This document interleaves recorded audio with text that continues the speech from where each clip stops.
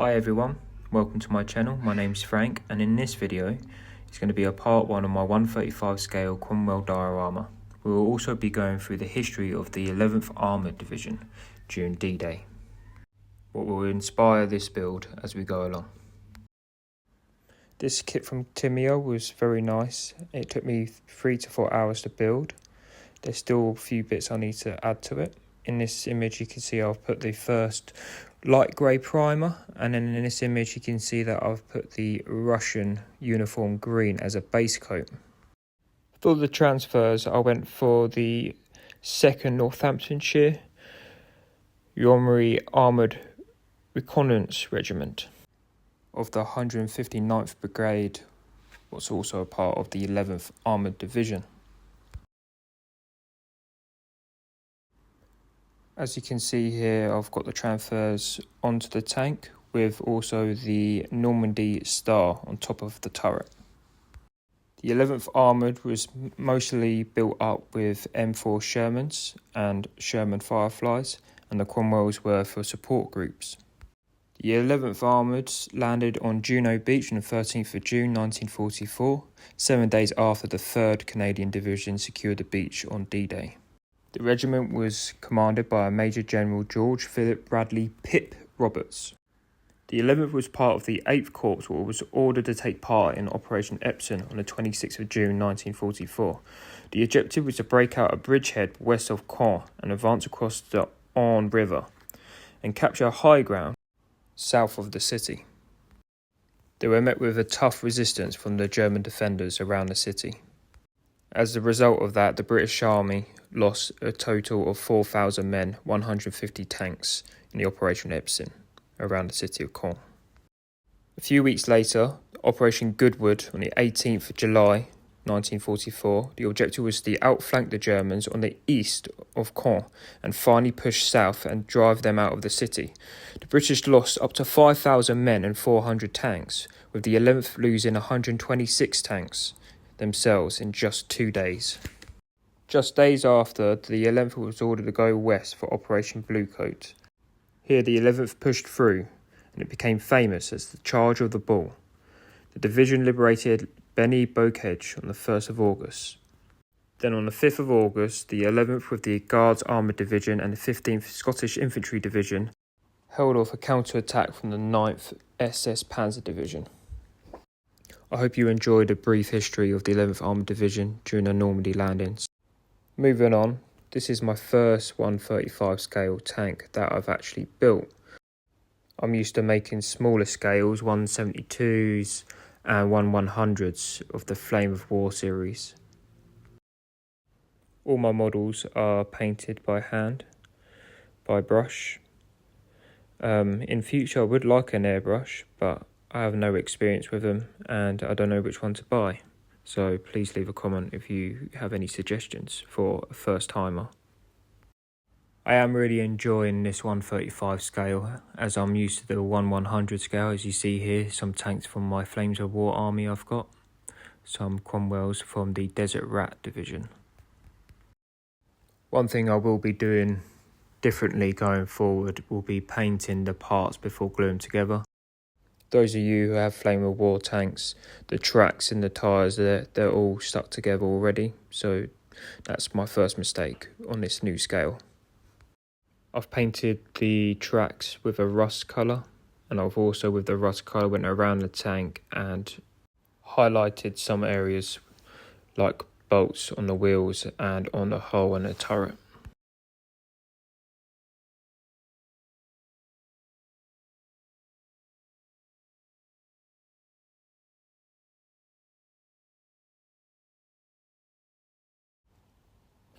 Here I'm deciding what to do next. I play around with the turret and the main gun. It was sticking to the paint as it was drying. I decided to do a dark brown and get an old rag and start weathering the wheels and anything what's around wheel height, just to create a mud effect around the hull and the tracks. I'm still deciding if I want to put some damage to the tank, if it's shrapnel damage or been shot at by another tank or anti-tank fired at it. I'm not sure yet. I'm sure I'll decide a bit later on. But I think my diorama will take place between Operation Goodwood and Operation Bluecoat. Next, here's a kit of British tank riders in North Europe from Mini Art. Very nice kit.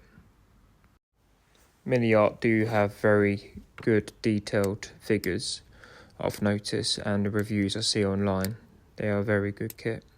Here you see me just clipping out one infantryman.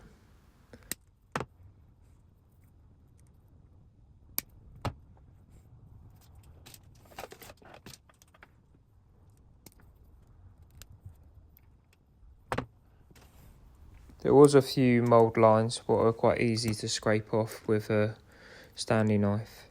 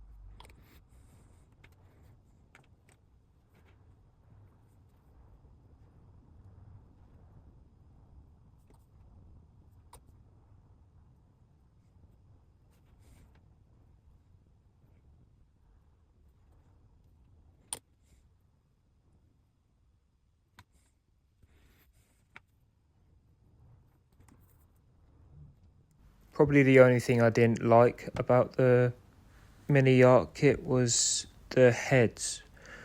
They were only half heads and the helmets were hollow. So every time you put the helmet on, it came down really low on the head. So I had to play around a bit of blue tack to create the second half of the head and then make it sit nicely.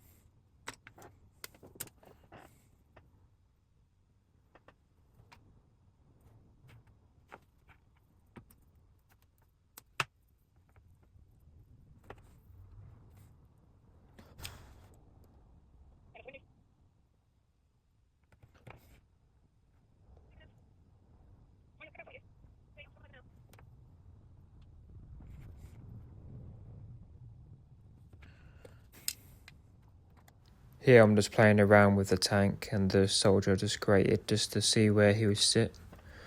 I was unsure about putting him too far forward on the main turret because he'll be in front of the tank commander, what I didn't think was very proper. So I think I decided to put him towards the back of the turret.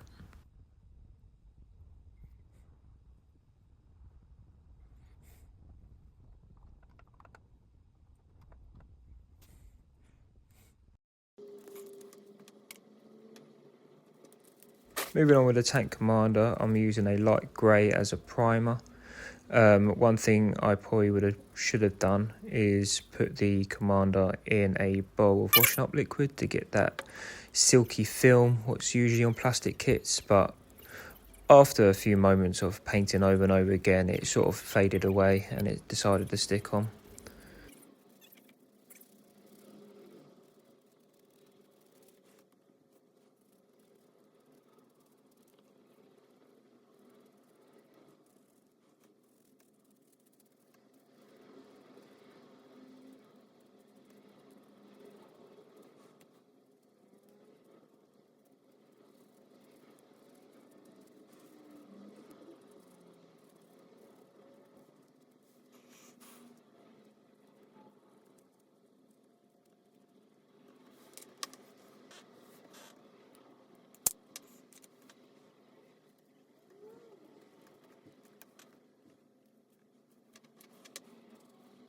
For the 5 figures of the British infantry of the tank riders, I will be adding their webbing a bit later on.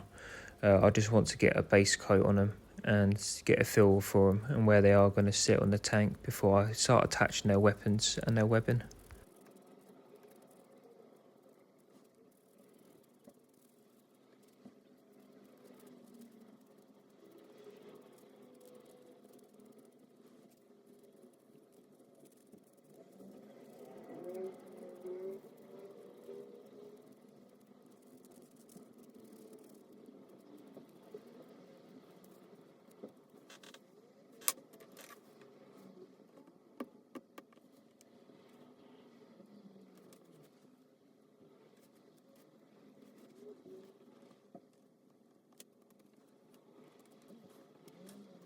Here I'm having a bit of a tidy up of the mould lines. I forgot to do it with this soldier.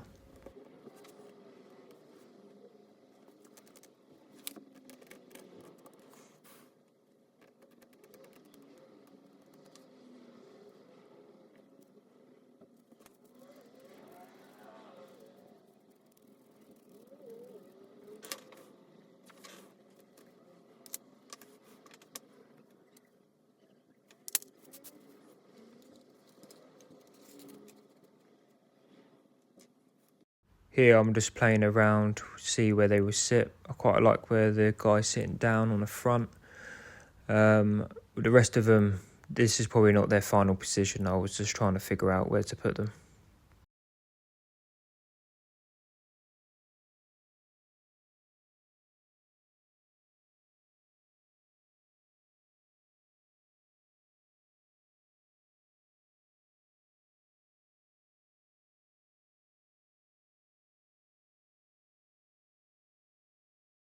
Right, moving on, I had this pale flesh that I ended up not really liking because it just became too pale and it didn't look right to me.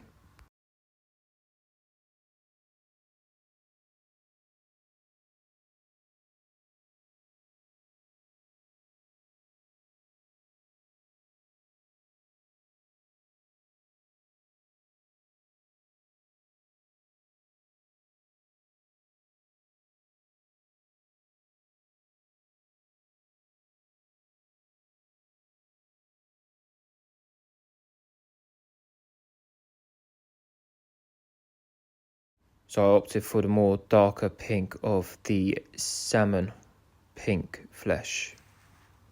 What became much better in this lighting.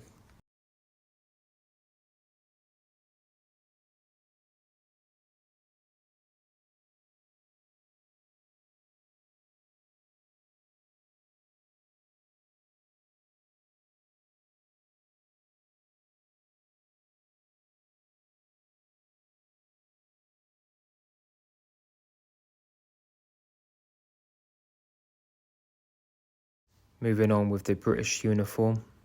Very standard base coat for most British infantrymen and tank commanders.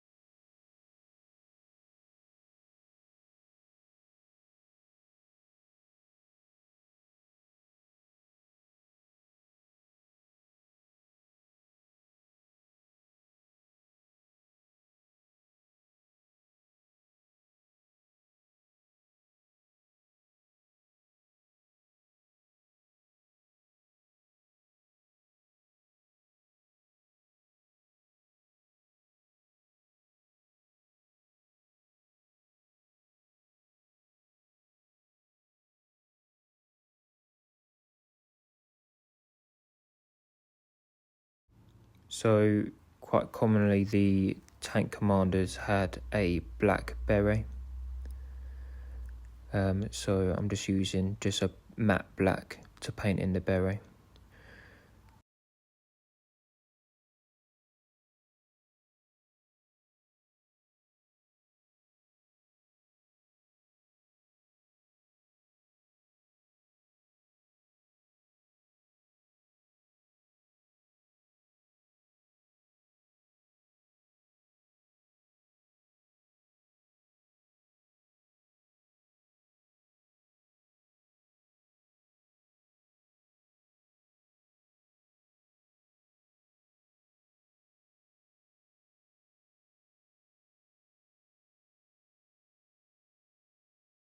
I was undecided with the headgear. I didn't know the headphones were black, green, khaki.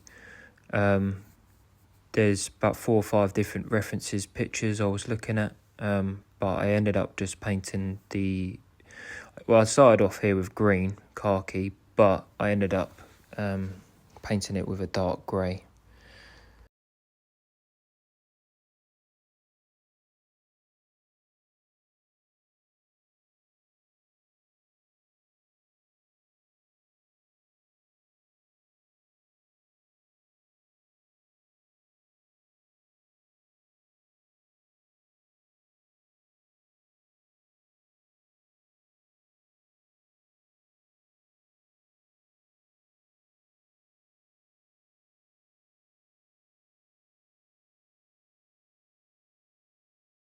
Just painting the gun holster and his belt with a khaki, but I ended up painting the gun holster in a brown leather.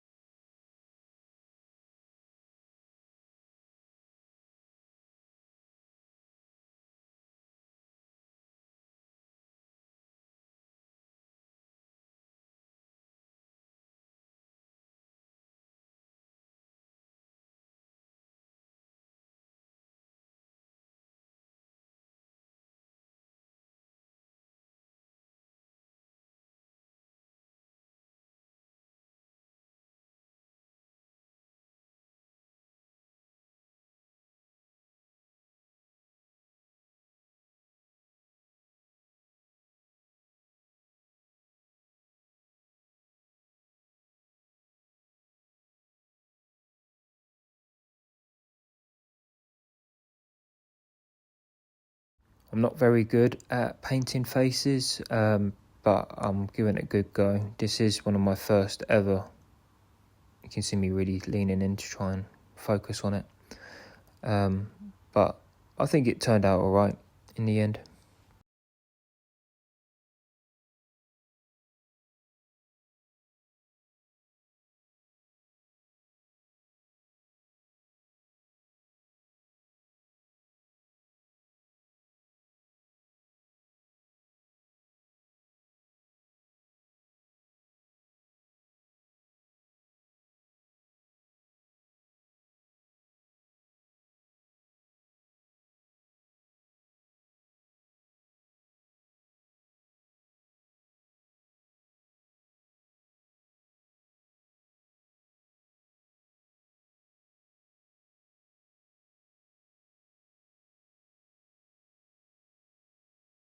So here I'm just doing some highlighting on the knees and the elbows just to make it a little bit more worn, and then with a darker grey just to make him look a bit dirty. He's been out in the field for a long time.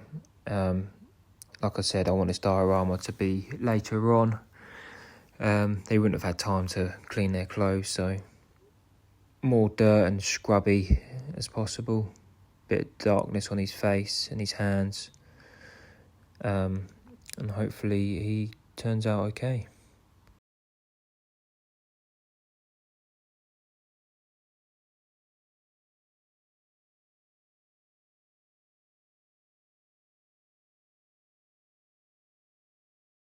So here he is positioned in the turret. I think I'm really happy how he turned out. This is the end of part 1 of my Cromwell diorama. Please like and subscribe and follow for more. Please let me know if you enjoyed the brief history of the 11th Armoured Division, and join me for the next video.